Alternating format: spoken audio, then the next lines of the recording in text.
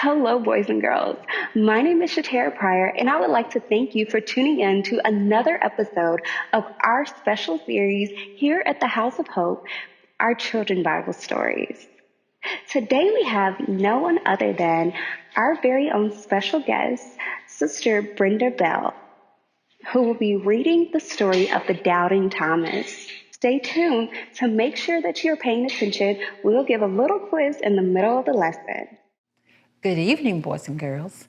Today we're going to read about the Doubting Thomas, Jesus and Doubting Thomas. So let us begin. Late one morning, on the third day after Jesus' death, Mary Magdalene burst into the room where the grieving disciples sat together. "I have seen Jesus," she cried, flushed with excitement, and told them everything that had happened at the tomb. But as much as the disciples wanted to believe her, they couldn't. Meanwhile, two of Jesus' disciples were on their way from Jerusalem to the nearby village of Emmaus. As they walked with heavy hearts, a stranger joined them and began talking. To the disciples' astonishment, the stranger didn't seem to have heard anything of the events everyone was talking about, the death of Jesus and the disappearance of his body. However, he seemed to know the ancient holy writings very well and began explaining them. "Don't you know that the holy men of old said that the Messiah would have to suffer to win glory?" Later on, the disciples shared a meal with the stranger, and he blessed some bread. It was only then that they realized who he was.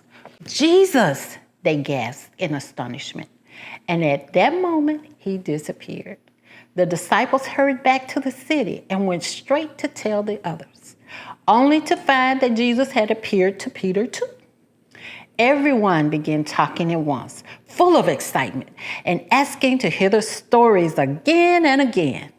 No one noticed the newcomer arrived in their midst. "Peace be with you," said Jesus, as everyone stood back in fear as though he was a ghost. "Don't be frightened," he said. "It's me. Look, here are the wounds on my hands and feet." But one disciple was missing, Thomas. When his friends told him what had happened, he didn't believe it. 8 days later, everyone was gathered again to talk and pray. Halfway through the meeting, Jesus appeared once more. "See for yourself, Thomas," he said. "Come and touch my wounds. Have faith, it's true." Thomas broke down. "My Lord, it's really you," he sobbed. "Bless you for believing," Jesus said gently. "But even more blessed are those who won't see me and yet still believe. So don't you be a doubting Thomas." Hello, hope you've been paying attention. Our question for today is, what did Jesus show the disciples to prove to them that he was not a ghost? Was it A, a Bible? Was it B, the wounds on his hands? Or was it C, a picture of all of them together?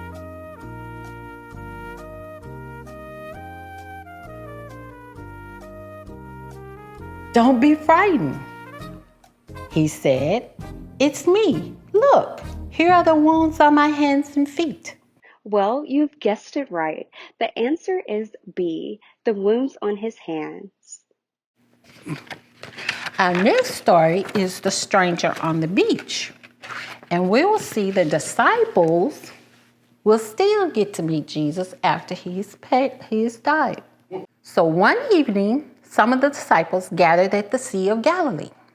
Peter wanted to take a little boat out and go fishing, just as he used to do in the days when he was a fisherman.